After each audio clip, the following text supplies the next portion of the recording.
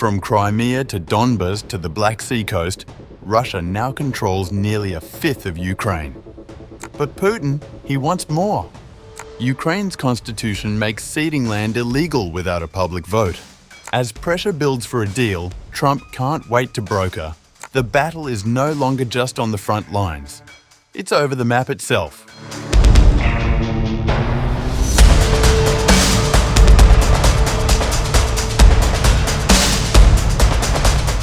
The question haunting Ukraine today is not whether territory will change hands, but how much land Kyiv might be forced to surrender to end 3 years of devastating war.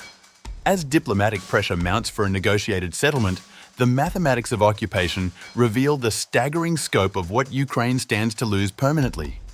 Russia currently controls nearly 114,500 square kilometers of Ukrainian territory, roughly 19% of the entire country. This vast occupied zone stretches from the northeastern border regions down through the industrial Donbas heartland to the Black Sea coast, creating what amounts to a new Russian frontier carved from Ukrainian soil. The territorial seizures follow a deliberate pattern that began long before the 2022 invasion.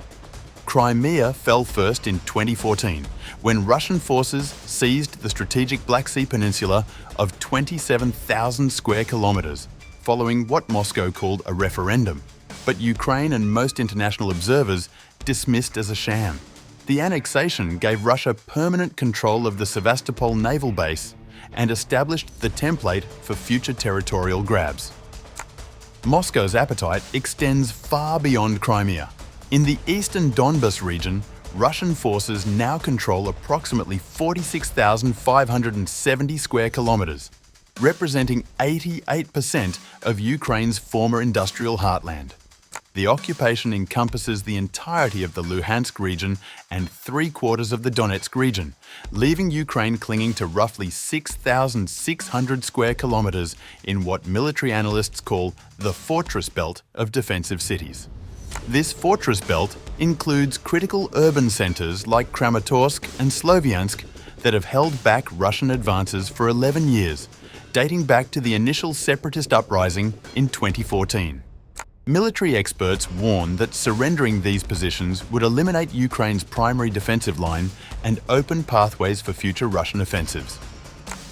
Russian rates of advance have picked up in the last month, but even though they are making ground, it would still take 3 years or more at current rates to capture all this territory. It wouldn't be surprising if Russia tried to acquire the rest of the Donbas as part of negotiations, something that is highly unattractive for Ukraine. Further south, Russia controls approximately 74% of the Zaporizhzhia and Kherson regions, totaling about 41,176 square kilometers. This southern occupation provides Moscow with crucial land corridors connecting mainland Russia to occupied Crimea, while also giving Russian forces control over Europe's largest nuclear power plant at Zaporizhzhia. The legal machinery of annexation reveals Moscow's long-term intentions.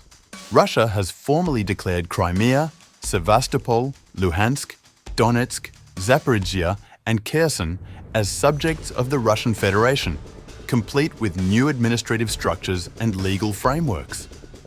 These territories, which Moscow recognized as Ukrainian as the Soviet Union collapsed, now appear on Russian maps as permanent acquisitions. President Vladimir Putin has made his territorial demands explicit. Putin insists that Ukraine must withdraw from all regions claimed but not fully controlled by Russia, an area spanning roughly 21,000 square kilometers.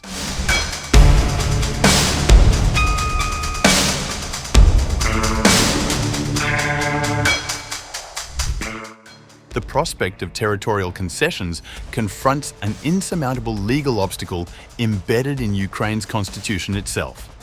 President Volodymyr Zelensky cannot simply sign away Ukrainian territory, regardless of military pressure or diplomatic demands, because the constitution requires a nationwide referendum for any changes to the country's territorial boundaries.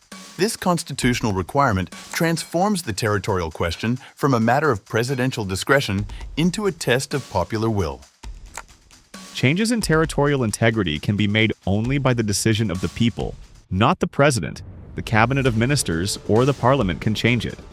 In the Constitution, it is written that only by referendum can changes to Ukraine's territory be conducted.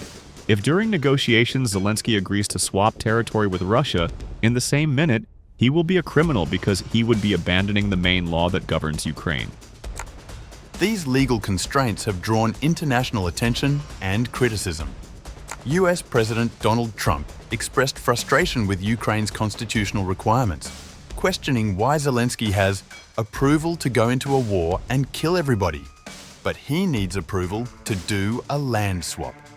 Ukraine's ambassador to the United States, Oksana Markarova, responded by bringing a copy of her country's constitution to a CBS Face the Nation interview, explaining Article 133, which designates the president as the guarantor of the constitution, who cannot unilaterally cede territory.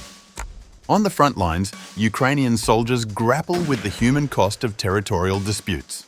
Ukrainian soldiers have voiced fierce opposition to land concessions during recent interviews.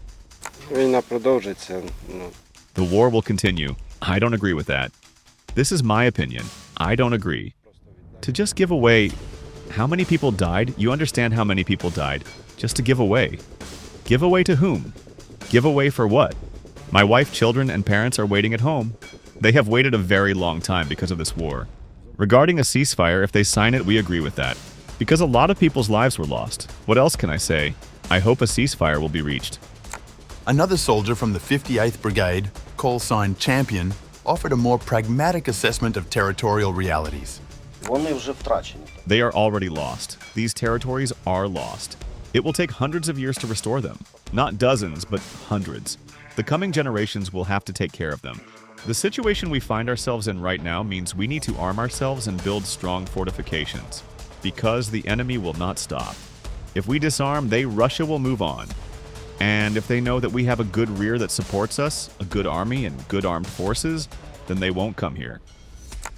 The contradiction between territorial pragmatism and sovereign principle runs throughout Ukrainian military thinking. Even while acknowledging practical limitations, soldiers maintain their commitment to complete territorial restoration. Chef declared, "We must return to the entire territory of Ukraine, to the old borders, and while we are here, we will fight to the last drop of blood." The central question remains whether Russia would offer any territorial concessions in return for Ukrainian sacrifices. Current indications suggest minimal Russian flexibility.